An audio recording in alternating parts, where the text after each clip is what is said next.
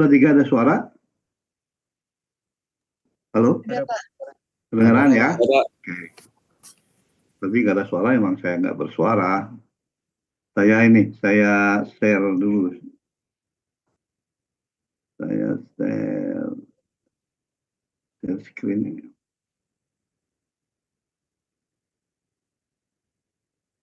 Bentar. Kok belum bisa buka?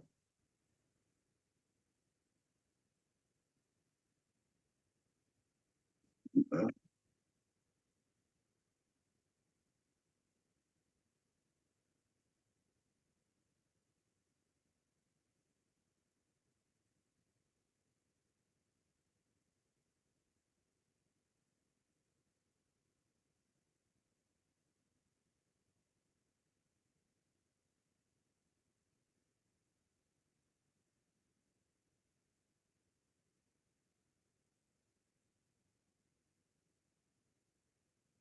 Sudah kelihatan? Sudah ya? Sudah, Pak. Oke. Saya mulai aja. Bentar.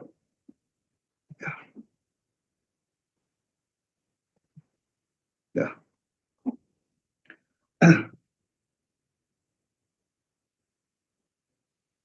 Oke, Assalamualaikum warahmatullahi wabarakatuh. Waalaikumsalam. Waalaikumsalam warahmatullahi wabarakatuh.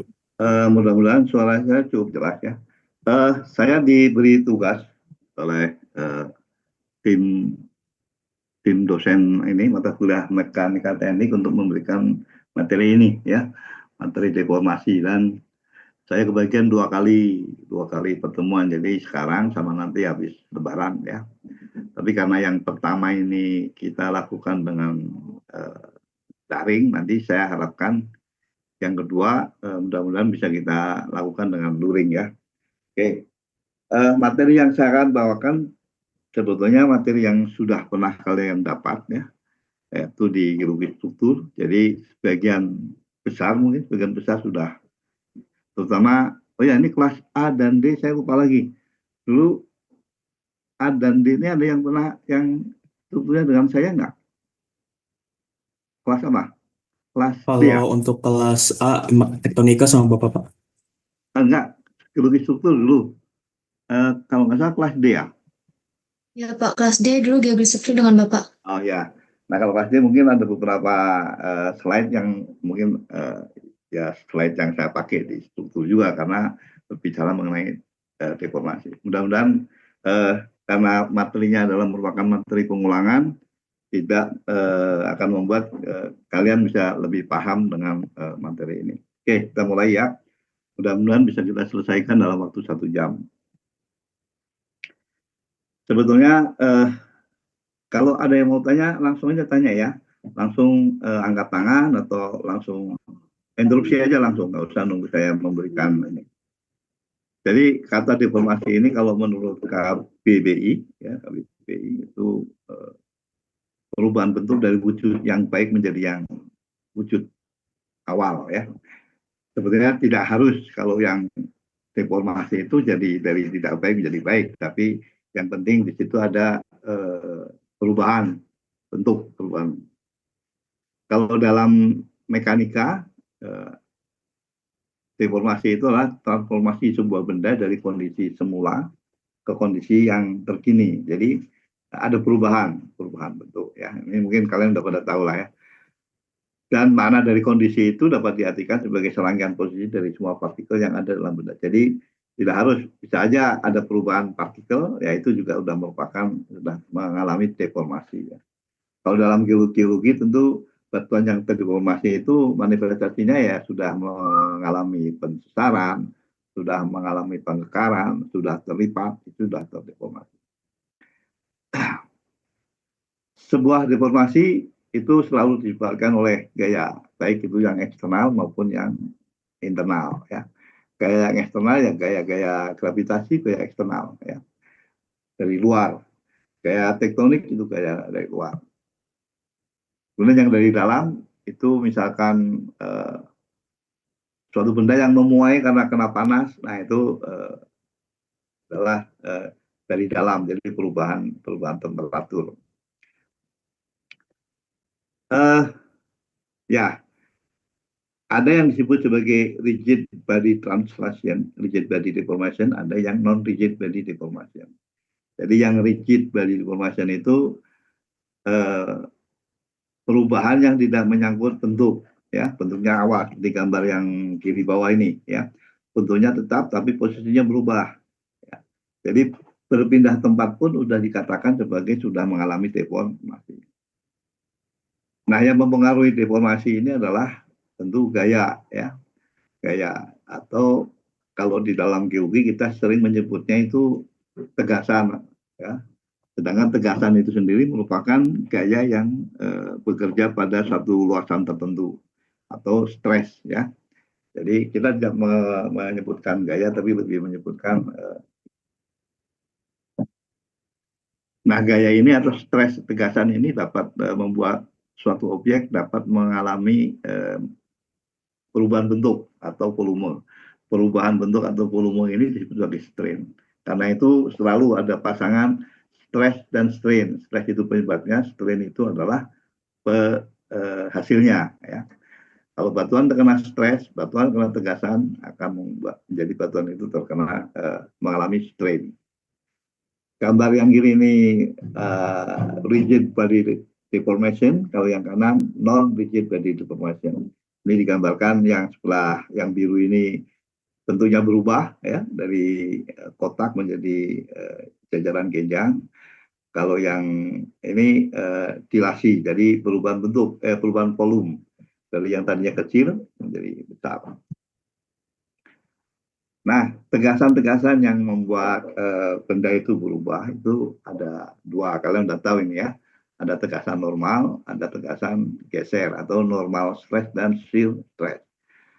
Tegasan normal itu adalah tegasan yang bekerja pada permukaan suatu bidang dan berarah tegak lurus terhadap bidang tersebut. Jadi kalau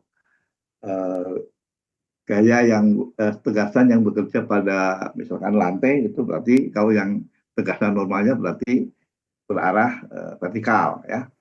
Kalau satu lagi tegasan jenis tegasan adalah tegasan geser atau shear, yaitu gaya yang bekerja atau tegasan yang bekerja searah dengan arah bidang tersebut. Jadi kalau Anda menempelkan misalkan apa ya, HP dengan HP, dua HP ditempelkan. Nah, permukaan yang menghubungkan HP satu dengan HP dua itu, kalau di situ ada kayak bekerja sebuah gaya, maka HP itu akan bergeser kalau melebihi daya tahan geseran dari itu, ya. Jadi mungkin ini gambar ini bisa, nah ini, jadi ini sebuah lingkaran yang ke bawah ini mengalami tegasan yang normal, ya. Jadi ini permukaan ini tegasannya normal, itu bisa seperti yang gambar ini, yaitu compression, artinya tegasannya mengarah kepada satu arah titik tertentu. Kalau yang tension itu adalah tegasannya searah, segaris, tapi saling menjauh. Kalau yang compression saling mendekat. Tentu ini akan memberikan strain yang berbeda, ya, strain yang berbeda, memberikan perubahan dari benda berbeda. Nah, kalau yang sebelah kiri bawah ini kayaknya bekerja pada searah dengan bidang ini, searah dengan bidang bola ini yang paling atas dan bawah, ya, sehingga memberikan efek perubahannya seperti ini. Jadi ini shear stress, inilah normal stress. Yang kiri shear stress, yang kiri bawah shear stress, yang kanan normal stress. Mudah-mudahan saya nggak terlalu cepat, ya. Silakan diintroduksi saja kalau ingin bertanya. Nah, contoh-contoh dari stres yang sifatnya kompresional, yang sifatnya saling mendekat, yang berupa ya tekanan, berarti itu adalah di geologi adalah collision, ya, atau bahasa Indonesianya sebenarnya tumbukan, ya, kolisi. Kata kolisi jarang dipakai, tapi collision sering dipakai. Yaitu apabila dua lempeng, ya, membentuk rangkaian pegunungan seperti Himalaya. Dan lempeng ini harus sama-sama lempeng. Kalian udah belajar tektonik, ya, geotektonik nanti, bahwa ternyata collision akan terjadi kalau lempengnya terdiri dari lempeng benua, ya. Jadi kalau ada dua lempeng benua saling mendekat, itu akan terjadi collision. Kalau satunya lempeng benua, satu lempeng samudra akan terjadi apa?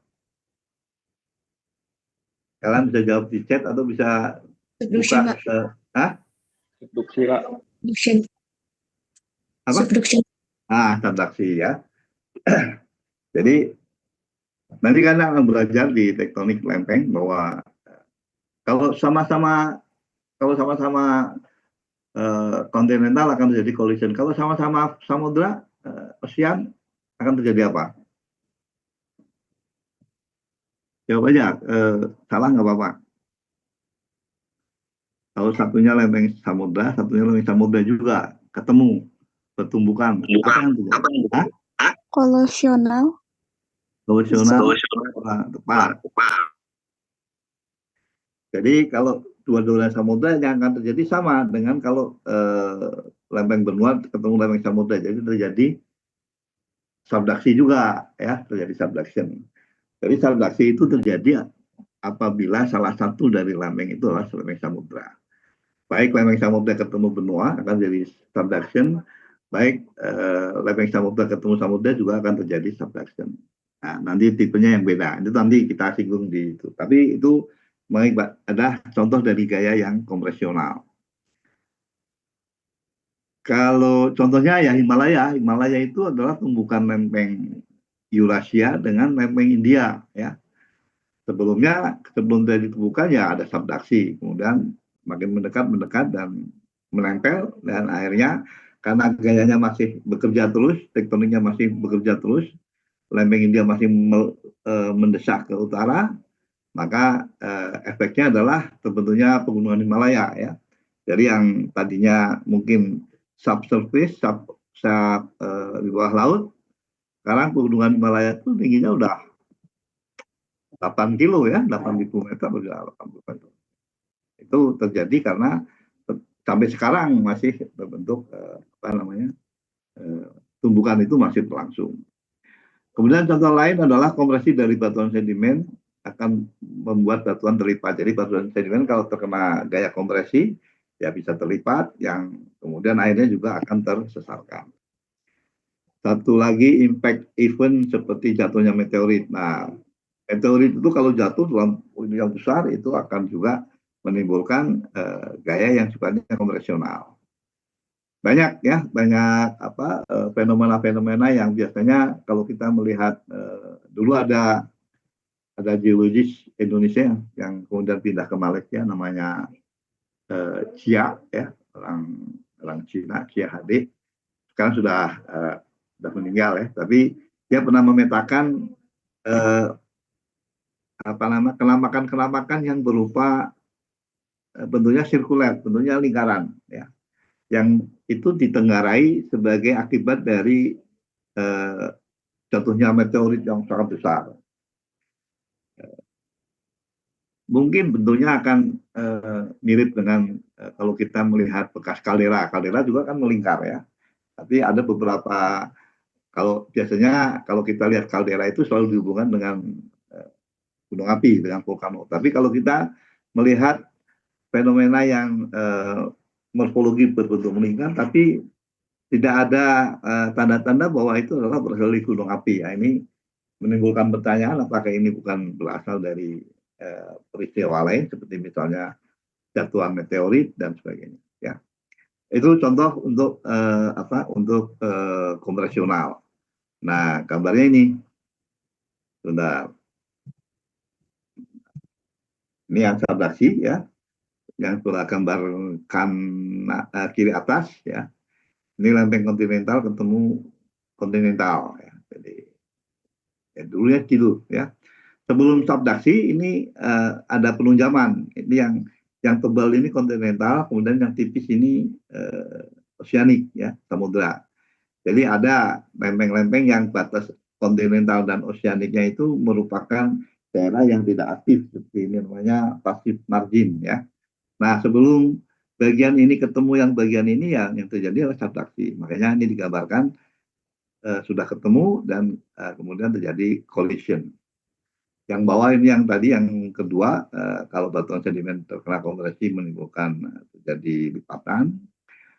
Yang kanan, gambar kanan ini impact meteorit ya. Jadi karena jatuhan meteorit ini kemudian terjadi rekan-rekan yang semuanya sirkuler ya, sirkuler.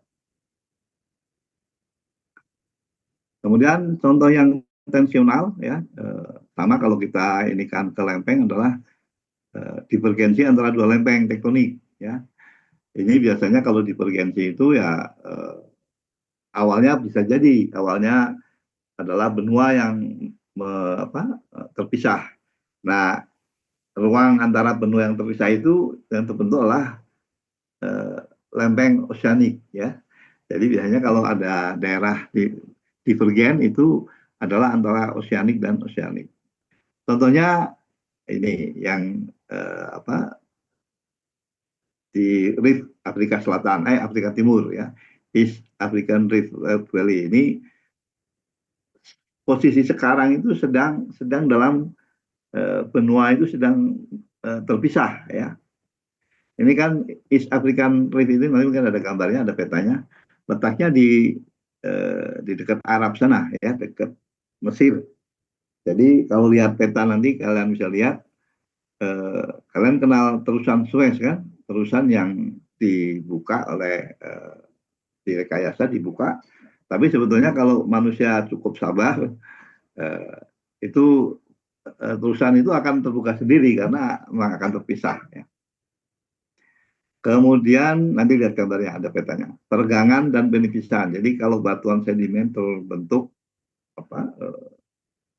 mengalami stretching, mengalami stres yang tensional, maka akan terbentuk sesar-sesar yang berupa ini normal dan sesar-sesar akan membentuk graben dan horst ya.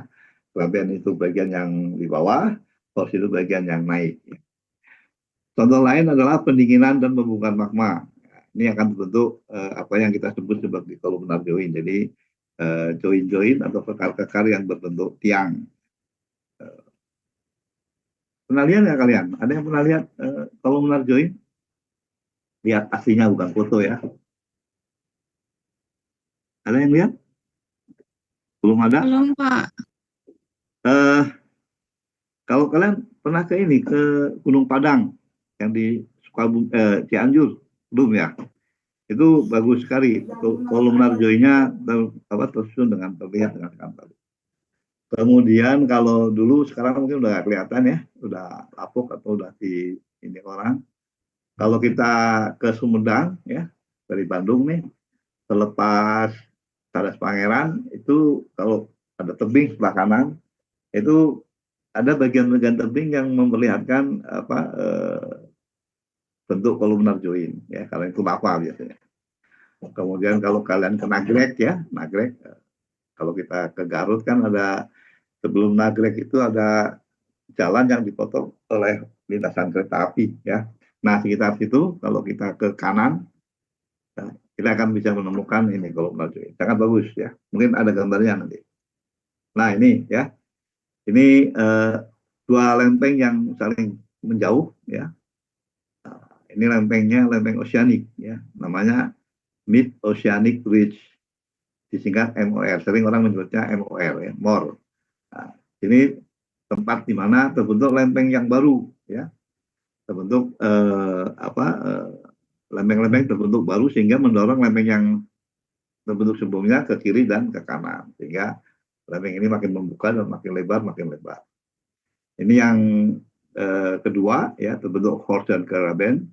Yang bagian menonjol ini horst, ini graben ya. Ini karena ada gaya yang sifatnya tensional. Kalau gaya yang begini tensional berarti yang paling berpengaruh adalah gaya gravitasi sendiri. Itulah sebabnya kemudian terbentuk sesar-sesar normal seperti ini. Kalau yang paling bawah ini menggambarkan bagaimana distribusi gaya pada pembentukan kolumnar join. Jadi kalau magma membeku itu akan ada gaya-gaya rekahan, gaya-gaya ekstensional yang arahnya seperti ini. Biasanya membentuk segi 6 ya. Sehingga ini akan bergerak ke sana, akan terpisah ini segi 6 ini dan membentuk apa yang kemudian kita sebut sebagai columnar joint ya. Jadi digambarkan yang merah banget ini yang masih masih panas. Jadi ada heat flow, ada aliran panas ke atas, makin karena membeku sehingga makin dingin dan pembekuan. Kalau sesuatu membeku kan suka menggerut ya. Nah, kerutannya di sini memiliki pola ya, sehingga membentuk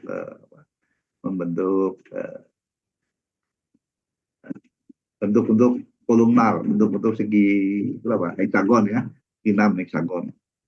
Kalau kita apa ya, ya lilin yang cair kemudian membeku kan mengkerut ya. Nah, kerutan itulah yang kemudian karena mempunyai pola tertentu sehingga membentuk heksagon. Nah, itu yang contoh dari normal stress ya, normal stress. Sekarang contoh dari shear stress. Nah, batas lempeng tadi yang yang saling menjauh itu adalah saling menjauh maupun mendekat itu merupakan gaya-gaya yang sifatnya normal. Tapi ada juga pergerakan lempeng yang saling tidak mendekat, tidak menjauh, tapi berpapasan ya. Nah, ini namanya sesar transform ya, sesar transform. Seperti mungkin pernah dengar ada filmnya juga ini sesar San Andreas di California ya. Itu adalah batas lempeng itu. Batas lempeng yang antara Pasifik dan Amerika Utara yang saling berpapasan sehingga di batas itu terjadi sesar, kalau nggak salah sesarnya dekstral ya, dekstral. Jadi kalau kalian ke Los Angeles ya, California itu cukup sering merasakan gempa ya, cukup sering merasakan gempa. Tapi karena ya sudah diketahui sehingga bangunan-bangunan di sana dibangun dengan konstruksi yang tahan gempa ya. Jadi kalaupun ada gempa ya goyang-goyang dikit lah, tapi mereka masih ini. Ini contoh dari shear stress ya. Nah, ini contohnya ya. Ini lempeng yang kanan dan yang kiri bergerak, yang kiri menjauh, yang kanan mendekat ya. Dan itu terjadi di sini ya. Ini lempeng Pasifik, ini lempeng Pasifik sama apa tadi? Pasifik sama Amerika Utara ya. Ini Amerika Utara di Pasifik. Ini sesar San Andreas ini. Ada di daratan sini yang di pinggir jalan bahkan ya, itu kita bisa melihat batas antara Pasifik dengan Amerika Utara. Sehingga kalau kita lewat sana, kita bisa saja meletakkan kaki kita yang satu di Pasifik, lempeng Pasifik, satu lagi lempeng di googling aja kamu pasti lihat batas antara lempeng Pasifik dan bisa kanannya di Pasifik, kirinya di ya. Jadi ini gaya yang bekerja adalah gaya shear. Jadi gaya bekerjanya di ini nih searah dengan permukaan bidang-bidang batas ini. Nah, itu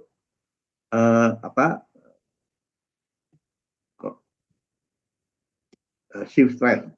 Nah, sekarang deformasi ya. Gaya ini ya bertabrakan. Bentar ya, saya ini kenapa ini?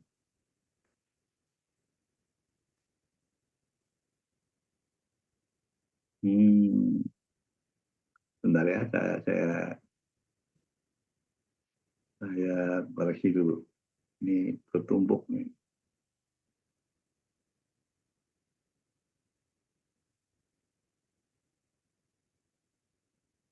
Nah. Oh, ini nggak di sini harusnya. Oke, sorry. Ini nanti ini. Nah,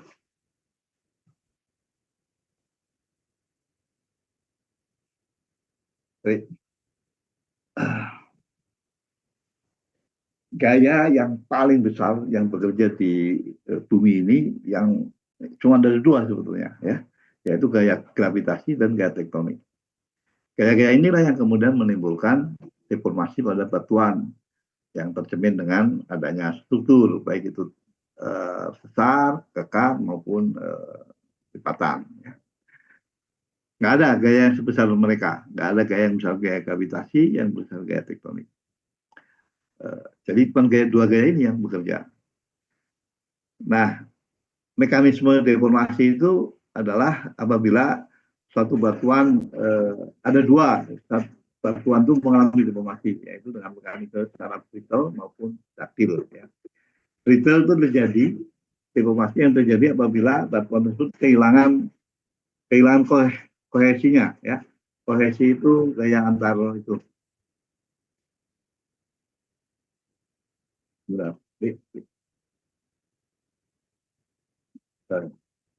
Kemudian kalau misalkan deformasinya itu masih mempertahankan kohesinya tidak tanpa kehilangan kohesi dan masih mempertahankan bentuknya itu sebagai daktil. Saya sering menganalogikan ini dengan biar kalian ingat terus dengan dodol Garut, ya, dodol Garut. Jadi kalau kita lihat dodol Garut itu kan bagian luar dari dodol itu kan keras, ya, keras, tapi di dalamnya lembek. Nah, kalau kita patahkan, itu bagian luar itu terdeformasi secara brittle, ya, jadi brittle, remuk. Kalau yang di tengahnya, yang lembek itu dia terdeformasi tapi secara daktil. Atau lebih gampang lagi adalah kerupuk yang baru digoreng, itu kan crispy, ya, renyah. Itu kalau kita patahin itu brittle. Tapi kalau kerupuk itu udah melempem, udah kena angin, kena air, kita nggak bisa matain, tapi lembek, ya, itu daktil. Jadi, nah, di geologi batuan pun bisa terdeformasi secara brittle, bisa terjadi secara daktil. Lebih gampangnya yang brittle itu akan menghasilkan kekar dan sesar, ya. Kemudian yang daktil itu menghasilkan lipatan. Pada umumnya deformasi daktil itu akan terjadi pada kondisi temperatur dan tekanan yang tinggi, jadi jauh di bawah permukaan. Jadi di bawah permukaan itu sebetulnya mungkin tidak akan terbentuk sesar-sesar yang seperti yang di permukaan, tapi lebih kepada deformasinya secara daktil. Jadi ada dua aja, ya, dua, tektonik dan gravitasi. Nah, ini contohnya, yang kuning ini adalah deformasi secara brittle, yang kanan, yang biru adalah daktil. Nah, ada dua deformasi yang bergabung, ini namanya yang kemudian menghasilkan struktur yang disebut sebagai bodinage, ya, bodin, atau boleh biasanya bahasa Indonesia bodin, yaitu apabila kita menarik satu batuan yang terdiri dari batuan yang kompeten dan inkompeten, misalkan ada batu pasir yang diapit oleh batu lembung. Nah, batu pasir itu kompeten, batu lembung inkompeten. Nah, ini kalau kena gaya tarikan, ya, kena gaya tarikan, maka akan terbentuk yang batu pasir tadi akan berbagian menipis, bagian lain menebal, sehingga nanti akan memberikan struktur seperti bentuk mata, ya, kayak lensa. Nah, itu namanya struktur bodinage atau bodin, ya. Nah, yang bekerja di sana deformasi itu bekerja secara daktil dan juga secara brittle. Ada fotonya nggak, ya? Nah, ini, ya, ini contohnya. Kalau sebelah kiri ini deformasi piring, ya, kalau kita jatuhin, ya, pecah. Ini brittle, ya. Kalau di batuan ini ada crack ini brittle. Nah, kalau di ini, ya, kalau ini dahu itu adonan, ya, adonan kalau kita timpa dengan buku yang tebal, yang berat, atau dengan benda apapun, harus buku, maka dia akan terbentuk bentuknya berubah. Nah, ini perubahannya secara daktil. Ini pun berubah, ya, dari utuh menjadi berkeping-keping. Ini kalau ini berubah, tapi masih melekat satu sama lain. Jadi tidak kehilangan kohesinya. Ini daktil. Kalau di alam ini, ya, kita bisa lihat ini lipatan-lipatan yang terbentuk dalam batuan ini. Bayangkan ini tadinya adalah lurus, ya, kemudian karena terkena satu gaya dan dia bersifat ini, maka deformasinya adalah daktil membentuk ini, bukan sesar-sesar yang terpatah-patahkan di sini. Ini gambarnya diambil di Swiss, di Swiss di mana ini? Oh, di Brazil ya. Click from ductility. Nah, ini contoh-contoh di geologi antara kompresi, tension, dan shear. Jadi yang dua pertama, kompresi dan tension ini adalah normal stress. Kalau yang ini adalah shear stress. Contohnya ini ya, yang compression menghasilkan, yang brittle itu menghasilkan sesar ya. Ini terpecahkan nih, bagian ini berbeda, ini agak lebih naik, ini turun. Kalau yang patahan naik ya, patahan naik. Ini karena compression. Kalau yang brittle kemudian yang bekerja tension, maka tentunya adalah patahan normal. Jadi yang telah hanging wall-nya relatif turun, kalau ini hanging wall-nya relatif naik. Ini reverse ya, start naik ya. Still tapi reverse. Kemudian kompresi yang daktil, nah ini menunjukkan lipatan-lipatan seperti ini ya, kayak seperti tadi. Nah, ini pudin ya. Jadi awalnya ini yang seperti mata ini, awalnya sebelum terdeformasi dia berupa menyambung dari satu. Ya bisa jadi yang ini sifatnya seperti batu lumpung, mengunggungi batuan yang keras seperti batu pasir. Kalau dia terkena tension, kayak tarikan dari arah sini dan sana, maka bagian batu pasir yang tadinya tebalnya sama itu di bagian menipis sampai kemudian terpisah dan membentuk seperti ini. Ini namanya struktur Boudin ya, Boudin. Jadi bentuknya memang seperti lensa, tapi kalau kita menggunakan istilah Boudin, di dalamnya ada sifat genetik. Jadi nggak semua bentuk yang seperti ini terbentuk dengan cara yang seperti Boudin. Kalau membentuknya dengan cara lain bukan Boudin namanya ya. Jadi Boudin itu terbentuk karena adanya gaya yang saling menjauh. Ini ductile shear zone. Jadi ada satu kawasan, satu daerah yang semuanya menunjukkan deformasi secara ductile, makanya disebut zona.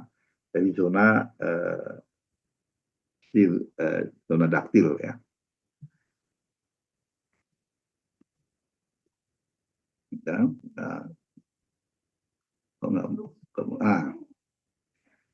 Itu penyebabnya adalah stres. Sekarang kita ke strain. Tapi sebelum ke strain ada pertanyaan?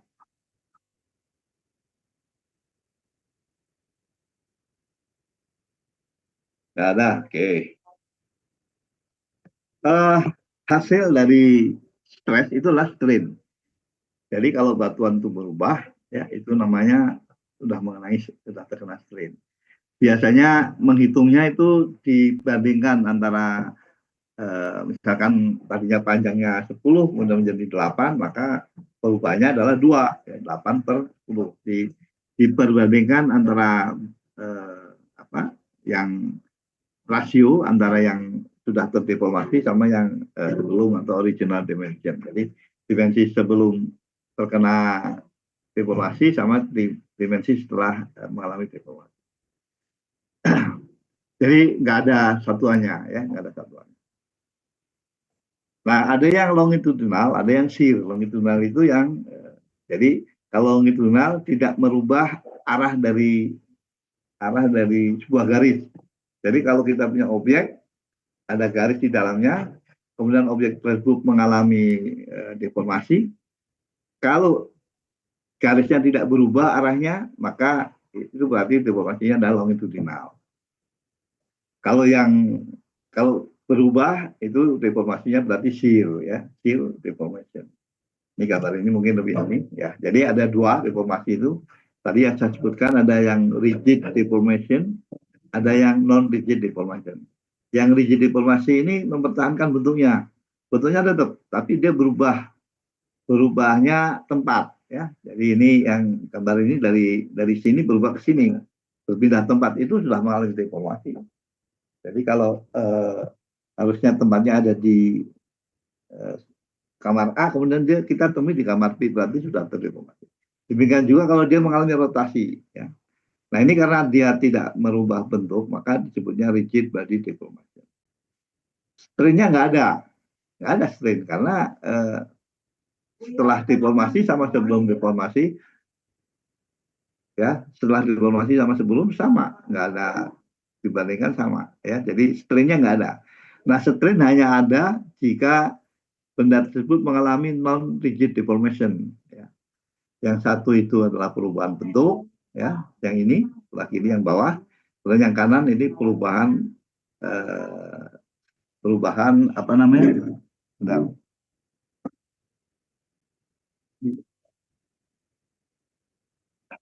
Perubahan volume, ya.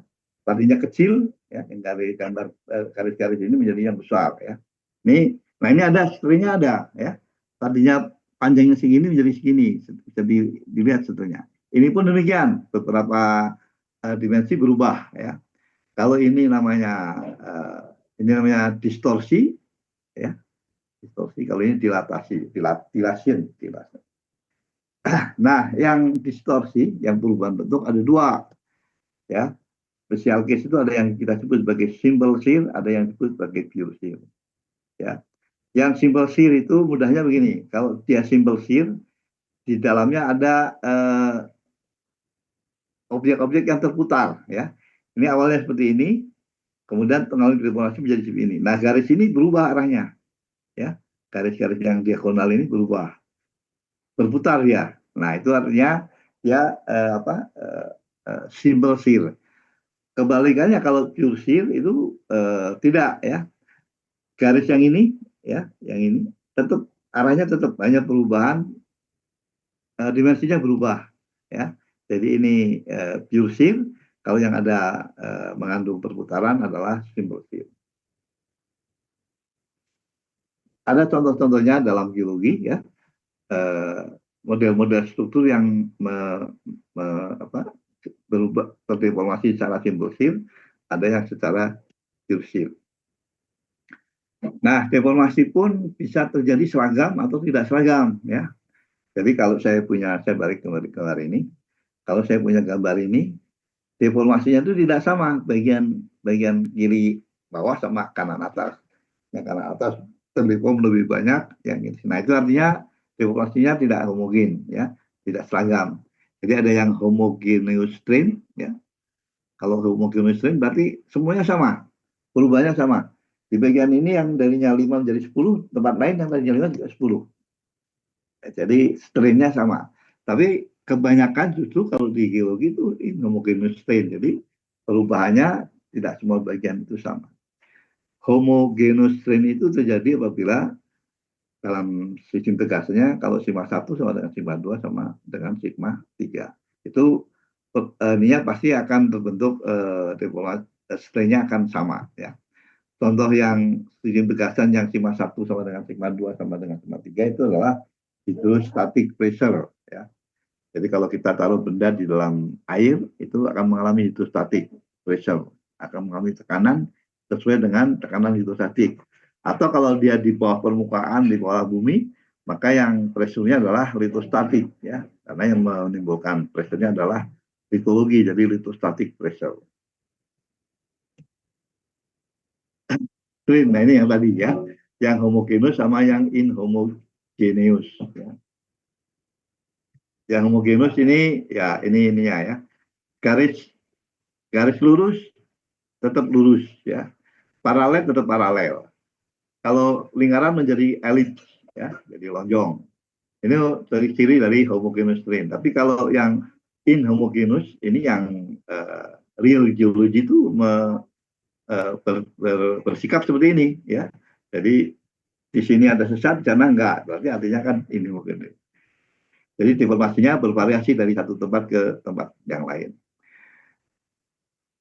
Garis yang tadinya lurus bisa aja terbengkokkan sehingga tidak lagi paralel, ya. Jadi ya kebalikan dari sifat-sifat yang ada di atas ini.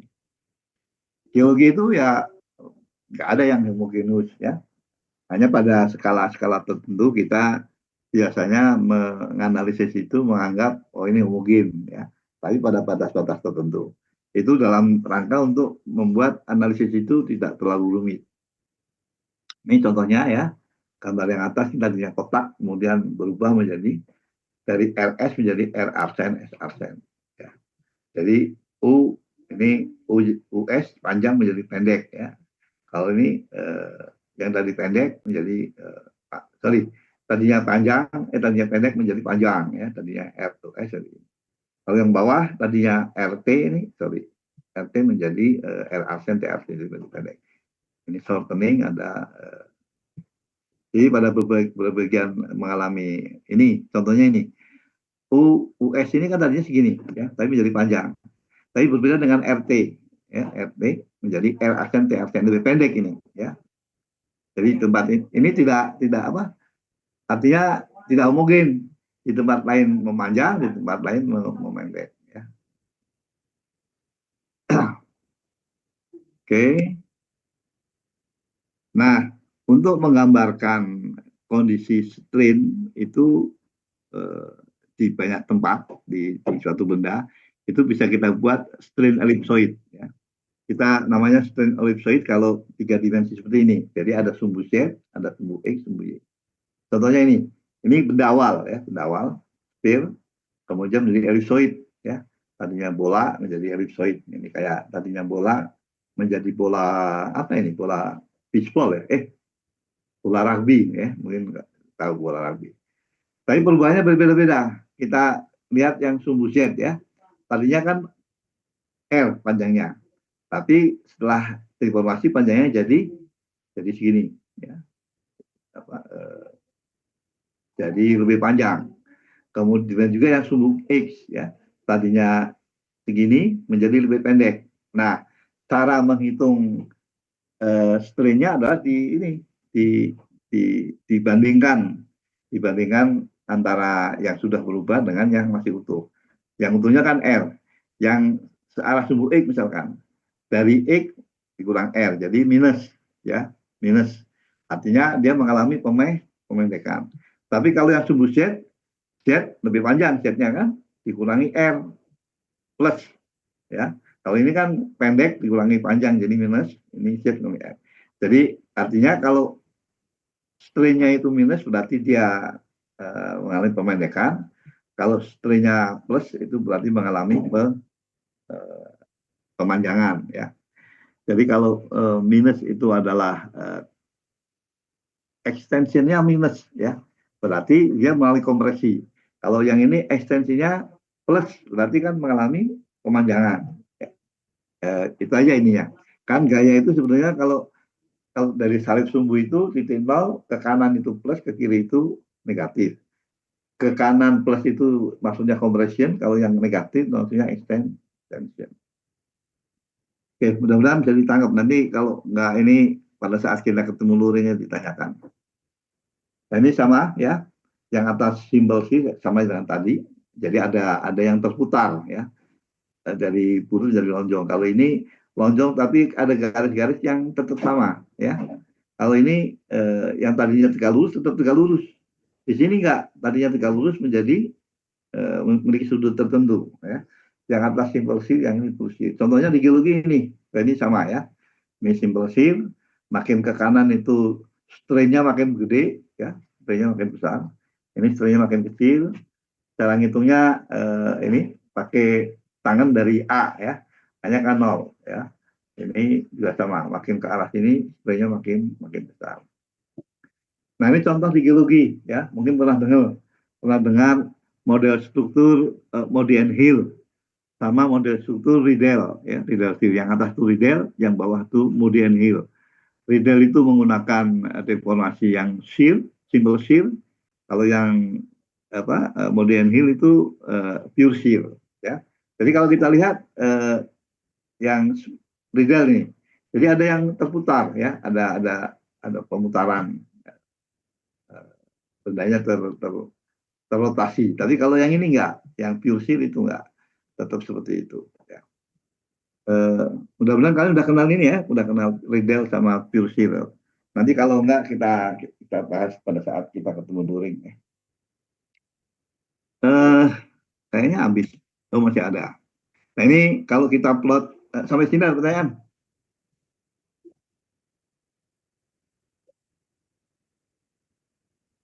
Oh, udah sejam ya. Nggak ada ya? Nggak ada. Nah, ini kalau kita plot antara stress dan strain, maka benda-benda itu seperti yang tiga ini ya. Yang hijau, yang garis-garis putus-putus ini menunjukkan deformasi yang masih elastis ya. Elastis itu artinya kalau kita gayanya kita hilangkan, kembali lagi seperti semula ya. Itu elastis. Kalau contohnya penggaris aja ya, penggaris mika itu kan kalau kita lengkungin lengkung ya, tapi kalau kita lepaskan tenaga lengkungannya ya dia balik lagi ya. Nah, ini seperti ini. Tapi kalau kita melakukan lengkungan terus, bisa nggak kita membuat garisan penggaris mika itu melengkung, tidak kembali lagi? Bisa nggak? Ada yang Hah? Tidak, Pak. Kalau Tidak kan? Jadi begitu nggak kuat dia langsung patah kan? Jadi itu bukan yang hijau, jadi yang ini, yang merah. Ini artinya elastis langsung patah. Jadi kita tidak bisa membuat penggaris mika kalian itu dilengkungin nggak balik lagi, pasti selalu balik. Atau kalau nggak ingin balik dipatahin, ya, jadi langsung patah. Berbeda dengan yang bahan yang hijau ini, dia plastis ya sampai titik tertentu, kemudian kalau kita tambah dia melengkung dan tidak kembali lagi. Nah ini namanya plastis ya, plastis strain. Kalau ini elastic strain. Ya. Kemudian nanti kalau kita tambah lagi baru patah. Kalau yang kuning berbeda lagi. Yang kuning ini patahnya tuh lama. Ya. Jadi bendanya sangat lentur. Ya. Mungkin penggaris mika itu untuk bisa mematahkan penggaris mika kan harus dilengkungin banget ya. Jadi ada area elastisnya, kemudian ada area plastis. Di sini stresnya bertambah kan, makin ke atas, dan benda tidak balik lagi sampai pada suatu saat ya. Kemudian fracture ya, fracture itu ya patah. Nah rata-rata benda itu memiliki sifat salah satu dari ini. Ada yang seperti hijau, ada yang. Kalau yang merah contohnya apa selain penggaris ini? Kalau batuan apa kira-kira? Batuan yang mewakili yang merah, so. Logika aja ini. Jadi dia nggak akan melengkung, nggak akan terlipat, langsung patah, ya kan? Batuan apa itu? Ada yang tahu? Beku. Beku, ya boleh. Ya, jadi umumnya batuan-batuan yang keras lah. Kalaupun batuan sedimen itu batuan yang keras, batu pasir ya, atau batu gamping. Ya, coba kalian nanti lihat peta geologi regional ya. Kalau batuan-batuan itu terdiri dari batuan yang keras, breksi, gamping, itu jarang kita menjumpai dia memiliki strike depth yang tinggi. Depth-nya 70, 8, enggak. Jadi dia melengkung paling depth-nya 5, 10. Untuk merespon kalau tegas saya masih bekerja, paling patah. Ya. Tapi berbeda dengan batuan sedimen yang banyak mengandung batu lumpung, ya, selang-seling, itu kenai tegasan dia melengkung dulu, melengkung di patah, nggak balik lagi, ya, udah ke plastis. Tapi nanti kalau seperti yang hijau ini, ya, tapi nanti kalau misalkan sudah tidak kuat lagi, baru dia patah. Ya. Nah, antara yang hijau dan kuning sebetulnya mungkin ini porsi. Kalau di batuan porsi batu lumpungnya yang kuning lebih banyak, ya. Jadi lebih plastis. Tapi kalau ini ada batu lumpungnya, tapi juga ada porsi batu pasir yang tidak mendukung untuk bisa membuat batuan itu plastis sekali. Ini plastis baru patahnya setelah. Jadi dengan memahami sifat ini tentu kita akan bisa. Coba nanti kamu lihat ya. Lihat di Google lah, peta geologi regional, formasi-formasi yang terdiri dari batuan keras, ya, Jampang misalkan ya, Jampang itu di Jawa Barat, formasi Jampang itu dari breksi umumnya itu nggak menunjukkan depth yang tinggi. Tapi kalau misalkan batuannya formasi Halang ya, itu kan selang-seling ada batu pasir, batu lumpung, ada beberapa bagian yang batu lumpungnya sangat banyak. Itu maka menunjukkan di petanya juga banyak lipatan yang ya. Jadi itu adalah benda-benda apapun termasuk batuan itu pasti mengikuti salah satu dari kondisi-kondisi ekstrim ini, hijau, merah, dan kuning. Ini gambar ininya ya apa utuh. Kalau yang merah itu langsung pecah. Kalau yang C ini ya masih ini apa enggak, karena di sini nggak ada bidang lapisan juga nggak kelihatan dia terlipat atau tidak. Contoh-contoh materialnya ini ya, kalau yang elastik itu material berubah bentuk akibat stres, tapi kembali ke ukuran semula, yaitu tadi ya ada deformasi permanen. Contohnya ya tadi yang paling mudah penggaris lah ya, penggaris.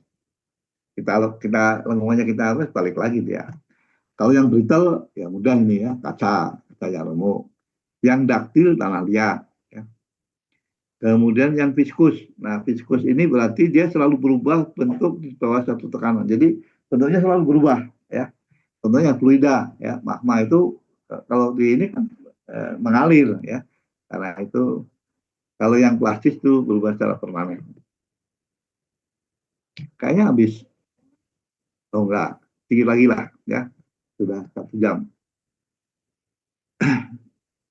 Nah, faktor-faktor yang mempengaruhi deformasi itu ada 3 ya. Komposisi tentu tadi ya, mengandung batu pasir, batu lumung itu komposisi hubungannya dengan temperatur ya. Batuan yang keras seperti batuan beku misalkan, kalau pada temperatur tinggi dia akan bisa lembek seperti bisa terdeformasi secara daktil. Dan tekanan ya, tekanan. 3 hal ini yang mempengaruhi suatu benda. Bahkan satu benda pada kondisi-kondisi temperatur dan tekanan tertentu itu berbeda-beda. Seperti gambar ini diasumsikan pada kondisi tekanan dan temperatur tertentu. Kalau misalkan temperatur dan tekanan ditambah ya di tempat yang lain, mungkin grafiknya akan sama, tapi trennya berbeda. Mungkin kuning ini akan lebih banyak elastiknya, plastiknya lebih banyak. Kemudian yang merah ini mungkin sudah ada bentuk plastisnya ya pada tekanan dan temperatur yang tinggi. Kemudian itu semua kan dalam beberapa saja yang menyangkut materi ya, tapi yang temperatur dan tekanan ini terjadi dari luar. Nah, untuk menggambarkan sifat suatu benda itu seperti apa, ada parameter-parameter yang sudah umum dipakai. Ada yang disebut sebagai Poisson ratio, ada yang modulus, ada shear modulation, Fock modulus ya. Ini saya akan jelaskan, justru saya akan pakai ini sebagai tugas ya. Jadi tugas kalian ini udah habis ya. Ini udah habis, jadi terakhir. Tugas kalian membuat tulis tangan definisi dari yang modulus itu apa, Poisson ratio itu apa, shear modulus itu apa, Fock modulus itu apa. Nanti dikumpulkan melalui ini aja, nggak usah lah, melalui hard copy aja ya, hard copy. Kalian masuk lagi kapan? Tanggal 7, Pak. Tanggal 7 bukannya libur? Masih libur itu, nggak salah. Kalau nggak salah ada hari apa? Oh ya, setelah itu ya. Berarti tanggal 8 ya. Ya kalau itu tanggal 8 aja. Ya. Kamu kumpulkan per kelas ya. Kelas A sendirikan dengan kelas B. Tulis tangan di kertas. Ya.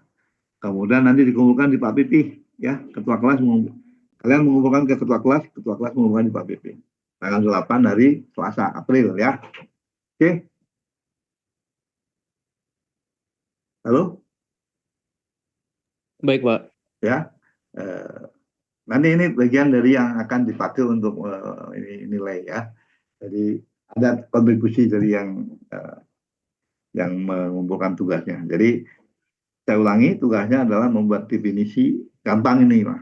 Kalian tinggal buka, googling, ada semua di situ. Tapi tulis tangan ya. Jadi kalian harus nulis. Tulis tangan, 1 lembar juga bisa kurang ini ya. Kamu kumpulkan di kelas dan tanggal 8 kumpulkan ke Pak Pipi. Nanti saya nggak tahu minggu pertama dari tanggal 7 sampai itu, saya sudah minta Pak Irul untuk mencarikan waktu untuk mengganti hari Senin yang libur. Ya. Jadi nanti mungkin antara hari Selasa sampai Jumat atau Kamis, kita akan mencari waktu untuk pertemuan menggantikan hari Senin yang libur tadi, ya, secara luring, ya. Jadi saya ingin tatap muka juga dengan kalian. Oke, saya kira materi saya cuma itu saja. Ini ya divinisikan parameter tugas ya, yang sudah habis. Ada pertanyaan? Kalau nggak ada, ini ada chat apa ini? Tanya. Oh, nggak ada suaranya. Oke, ada pertanyaan? Nggak ada, bagus. Sudah pada ngantuk kali ya. Nggak apa-apa lah. Ini aja, kalian baca-baca nanti ini akan saya taruh di live ya. Nanti kalian bisa download di sana. Mungkin nanti biar Pak Irul atau Pak Irfan yang naruh. Kalian baca-baca saja. Nanti kalau ada yang nggak paham, bisa kalian tanyakan pada saat ketemu kuliah berikutnya secara luring. Oke, bisa tutup pertemuan kuliah kita hari ini. Halo. Baik, Pak. Ya. Bisa, Oke, Pak. saya tutup aja. Sampai ketemu. Selamat berbuka puasa, selamat lebaran, meskipun masih lama. Sampai ketemu nanti April ya. Assalamualaikum warahmatullahi wabarakatuh. Waalaikumsalam. Waalaikumsalam. Terima kasih, Pak. Terima kasih, Pak. Terima kasih, Pak.